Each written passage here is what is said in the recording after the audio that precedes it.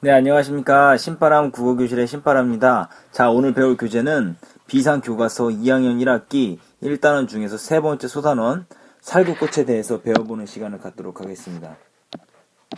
살구꽃 글의 종류는 수필이고요. 수필하면 우리가 기억해 둬야 되는 거 있죠? 네 글자. 뭐였죠? 신변, 잡기다. 자신의 주변에서 일어나는 잡다함으로 기록한 글이다라는 거 기억해 두셔야 되고요. 그러므로 수필은 신변잡기적이다. 그렇기 때문에 경험적이며 체험적이고 개인의 이야기를 하는 것이기 때문에 주관적이면서 자기 고백적이다라는 것도 배웠던 기억이 있을 겁니다. 그리고 또 어떤 특징이 있죠? 형식에 구애받지 않기 때문에 비형식적인 글이다라는 거 우리 알 수 있죠? 그리고 비전문가, 누구나 쓸 수 있는 글이기 때문에 비전문적이다라는 거 알 수 있어야 되고요. 그리고 그렇기 때문에 그 글쓴이의 개성이 드러난다. 그래서 개성적인 글이다라는 것도 우리가 기억해 둬야 될 것입니다. 자, 그러면 바로 작품으로 들어가서 세부적으로 내용을 파악해 보도록 하겠는데요. 제목은 살구꽃이라고 했으니까 대상이 되는 화제는 살구꽃이 아닐까라는 생각을 갖고 들어가 보도록 하겠습니다. 가문단 들어갑니다. 마당 한가운데 늙은 살구나무가 한 그루 서 있다. 자, 늙은 살구나무라 그랬죠? 늙은 살구나무 한 그루. 이것이 바로 이 수필의 중심 소재가 되는 겁니다. 대6평 남짓한 척박한 터전에 한 자리를 잡고 있어 거추장스럽기는 하지만 운치로 여겨 그대로 둔다. 우리가 이 집에 들기 전에도 여러 차례 주인이 바뀌었을 터인데 이제껏 남아있을 땐 아마 운치를 사랑하는 마음은 너나 나나 다름이 없나 보다. 자, 그러니까 운치를 좋아하는 마음은 사람들의 보편적인 성향이다. 이렇게 이야기를 하는 거죠. 그러면서 마당 한가운데 살구나무 한 그루가 있다라는 것. 자, 나문단 들어갑니다. 며칠 전에도 모처럼 한 친구가 나를 찾아왔다가 이 늙은 살구나무를 아래에서 위로 거듭 훑어보며 감탄해 주었다. 먼저 친구는 마당 한가운데, 자, 기억이요. 살구나무가 선 것을 매우 신기해하고 이 나무에 꽃이 피느냐고 물었다. 그러니까 이 친구는 초라한 집에 살고 있는 나에 대한 배려가 담긴 이야기를 한 거죠.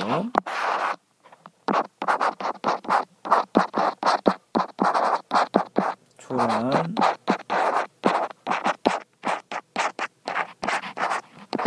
집에 사는 나를 배려한 것.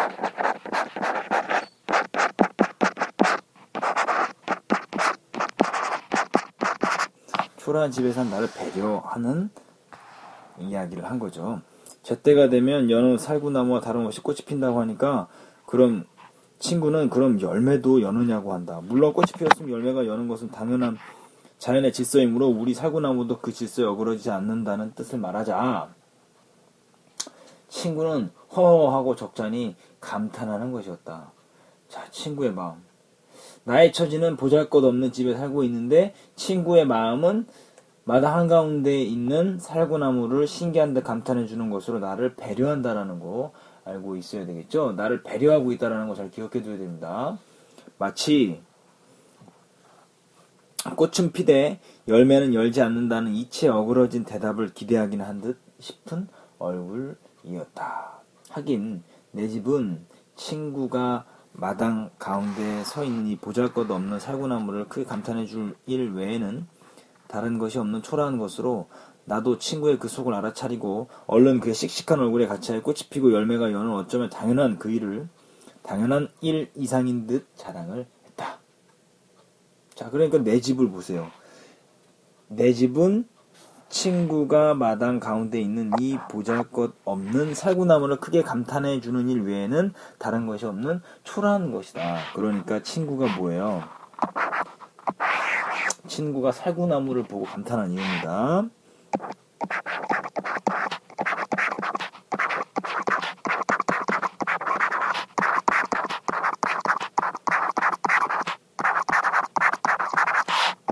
보고 감탄한 이유.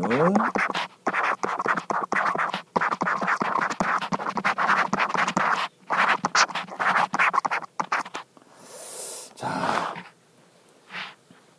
그리고 어느 때고 이 나무에 꽃이 피거든 꼭 한번 와서 봐달라고 대접한 것 없이 돌려보내는 섭섭한 정을 이렇게 말했다.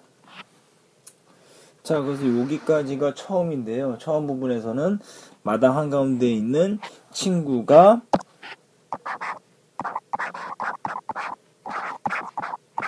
마당 한가운데 서 있는 살구나무를 보고 친구가 감탄해주고 있다는 것 확인할 수 있습니다. 다음 문단 들어갑니다. 중간 부분 시작입니다. 그러나 나는 그 친구를 기다리는 마음으로 이 살구나무에 꽃이 필 날을 고대하고 있었던 것은 아니다. 어느 날 어머니가 마당에서 고개를 들어 살구나무를 쳐다보시며 벌써 봉오리가 연그러졌다는 것으로 방 안에 나를 불러내셨다. 거의 파 알맹이만큼이나 연그렀다. 아직 바람이 쌀쌀해 목뒤가 서늘한 차가운 곳에서 모르는 동안에 꽃봉오리가 이만큼 연근. 잠시만요. 다음 문단 한번 살펴볼게요. 그러니까 지금 쌀쌀한데 아직도 바람이 쌀쌀하죠? 바람이 쌀쌀한데 목뒤가 서늘한 차가운 곳에서 모르는 동안에 꽃봉오리가 이만큼 연근. 다음 페이지 넘어갑니다. 사실에 놀랍기도 하려니와 이만큼 자라도록 한마당에 두고 수시로 대하면서 전혀 몰랐다는 것이 무릇 자연 그것에 그만큼 소홀하였던 것 같아 다시 보아졌다. 참 놀랍기도 하려니와 그랬죠? 그러면 지금 꽃봉오리를 본 나의 심정은 어떻습니까? 나의 심정은 놀람이죠.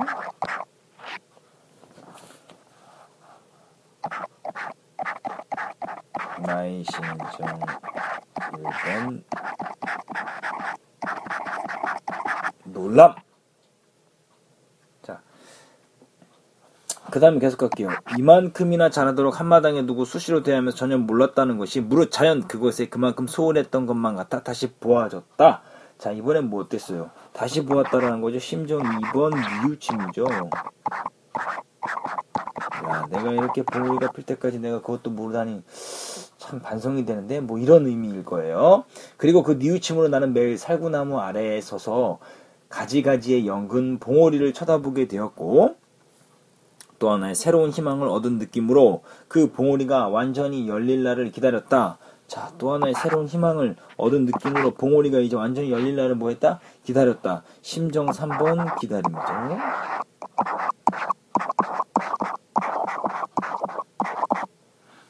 나의 걱정 많은 소망이 텅 우리 늙은 살구나무는 근처 여느 살구나무보다 5, 6일이나 그만큼 일찍이 봉오리를 열어주는 치경을 보여주었다. 오늘 아침 내가 버릇인 늦잠에 잠겨있을 때 영창 덧문을 요란한 소리로 열어젖히며 호통스러운 누이 동생의 음성이 나를 단잠에서 깨워놓았다. 오빠, 살구꽃 피었어. 살구꽃이 피었어. 지금 살구꽃이 피었다고 동생이 이야기해주죠? 동생이 어떤 마음? 반가운 마음. 살구꽃이 피자 기뻐하는 여동생이죠?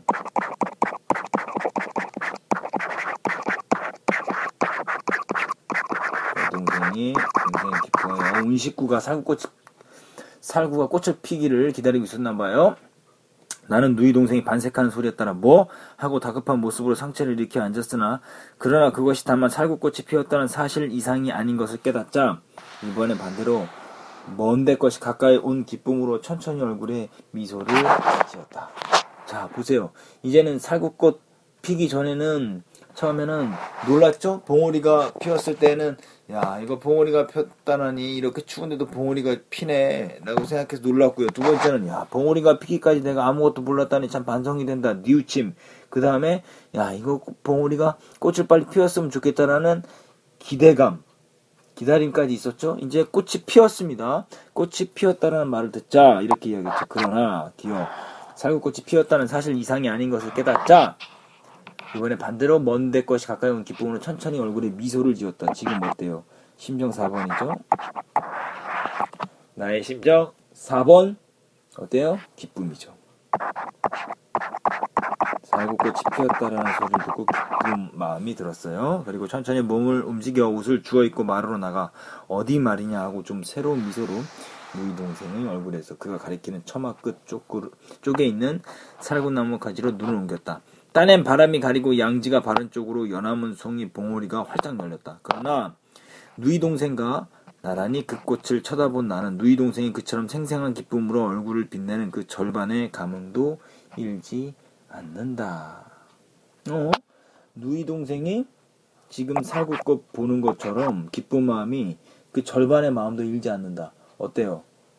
살구꽃을 본 나의 심정, 이제 심정 5번이죠?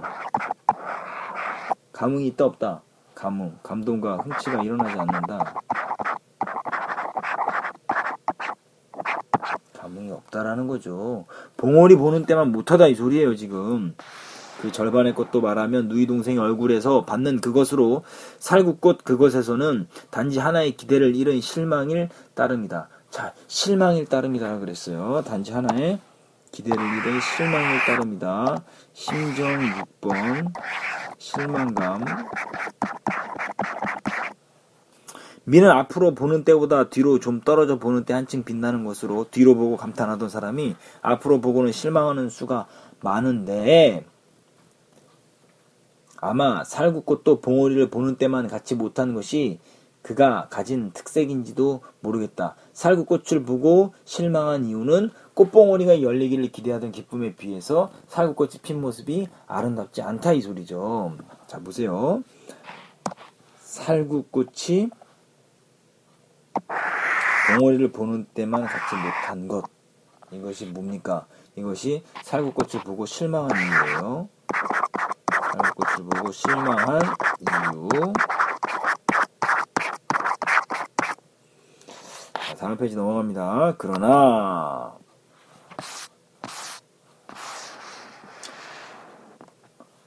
너 보기 좋냐? 그럼 좋지 않고 누이 동생은 여전히 같은 얼굴로 도리어 내 씁쓸한 표정을 의아해하는 것이다. 그럼 누이가 감정을 과장하는 것인가? 내가 살구꽃을 살구꽃으로 받아들이지 못할 정도로 감성이 소박하지 못함인가? 혹은 많이 얻으려거든 많이 기대치 말라는 말이 오라. 나는 너무 기대감이 컸던 까닭으로 이렇고 누이는 그것이 적었던 까닭으로 저런가 싶고. 그러니까 나와 누이가 지금 같은 대상을 바라보고 있는데 감동이 다르죠. 그 이유가 무엇이냐라고 생각하면서 내가 기대한 것이 많아서 그런가? 누이는 덜 기대했는데 나는 많이 기대해서 그런가? 이렇게 지금 이야기하고 있죠. 나는 분명히 그 흑백을 가리기 위하여 어머니를 불러내어 그 꽃을 보시게 했다. 그러나 꽃을 쳐다보는 여인의 마음이나 얼굴은 같은 것인가 싶을 정도로 누이 동생과 똑같은 표정으로 그 꽃 좋다. 여전히 나와는 어떻죠? 대조적이다. 나와는 대조적이다.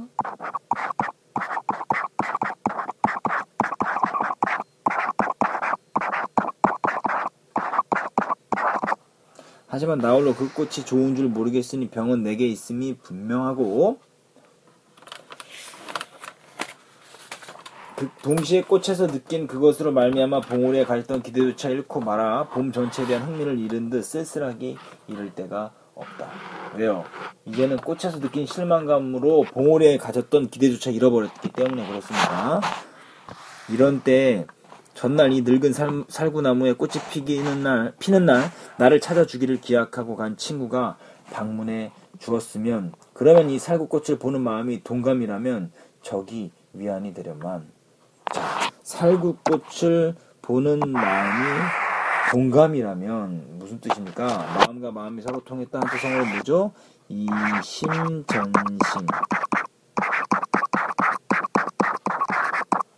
또 비슷한 거 또 뭐 있죠? 신상인.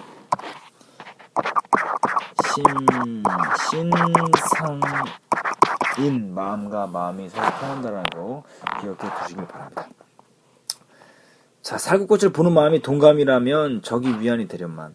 그러나 내 집이 마당 한가운데 늙은 살구나무만이 돋보이지 않을 만큼 윤택하지 못하므로 벗은 덮어놓고 좋다고 감탄해 줄 것이니 그것도 믿을 수 없다. 친구가 나의 마음에 동감해 준다?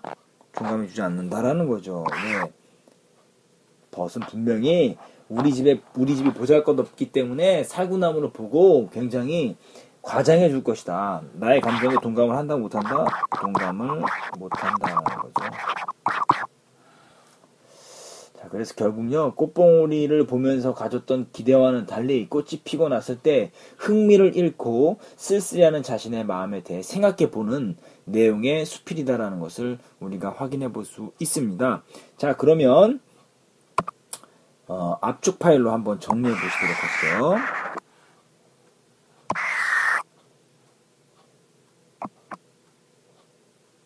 압축 파일.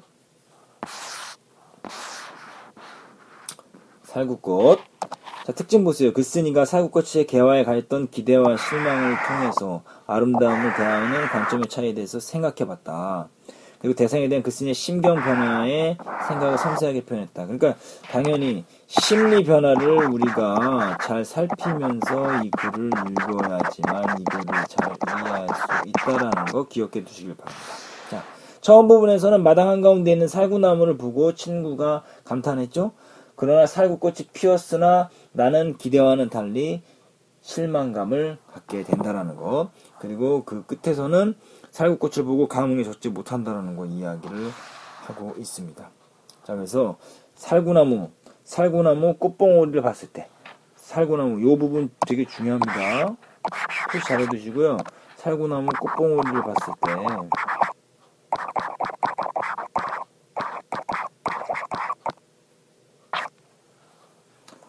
놀라웠죠? 뉘우쳤죠? 기다렸죠? 꽃봉오리가 열날 기다렸어요. 하지만 이제 살구꽃이 피었다는 동생의 말을 들었을 때는 처음엔 기뻤어요. 그러나 막상 보기 전에는 기대감이 잃었죠. 그런데 실제로 봤을 때 감흥이 없죠. 그다지 감흥을 느끼지 못했고요. 그리고 실망감이 생겼죠. 오히려 실망감이 생겼어요. 감흥이 일지 않아 그동안의 기대를 잃은 실망. 꽃에서 느낀 실망으로 인해 이제는 봉오리에 갈던 기대도 잃고 이로 인해 봄 전체에 대한 흥미도 잃어 쓸쓸하다라는 거 기억해 두시기 바랍니다. 심리 변화가 이루어지고 있다는 거 표시했었죠. 살구꽃을 대하는 나와 가족들과의 차이. 살구꽃이 핀 꽃봉오리를 보며 느낀 기대만큼 아름답지 않아 실망감을 느꼈고요. 누이 동생과 어머니는 연화문 꽃봉오리가 활짝 열린 살구꽃을 보고 기뻐하며 아름다움에 감탄한다. 결국 여기서 중요한 건 요겁니다. 아름다움과 가치란 절대적인 것이 아니라 그 대상을 보는 관점이나 생각에 따라 달라질 수 있다. 다시 말하면 상대적이라는 거예요. 그리고 주관적이다라는 거죠. 아름다움이라는 가치라는 것은.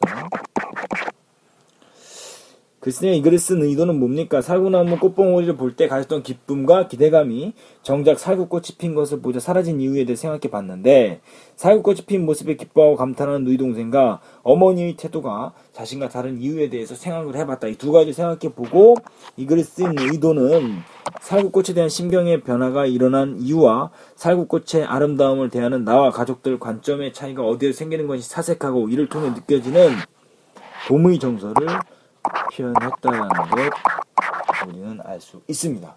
이거 어렵지 않은 내용이죠. 살구꽃에 대해서 아름다움을 바라보는 관점이 다르다. 그 관점이 다른 이유는 상대적이며 주관적인 개인의 특성 때문이다라고 이야기를 해보면서 봄의 정서를 표현해내고 있는 수필입니다. 자, 오늘 배운 부분들 한번 복습해 보시고요. 오마이노트 압축 파일 하시고요.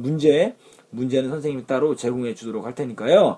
여러분들은 오마이노트로 압축 파일을 정리해 보시길 바랍니다. 오늘 공부하느라 고생 많았고요. 배웠던 부분 다시 한번 확인하시고 필기한 부분 보시면서 복습하시길 바랍니다. 오늘 공부하느라 고생 많았습니다. 감사합니다. 소년이여 야망을 가져라.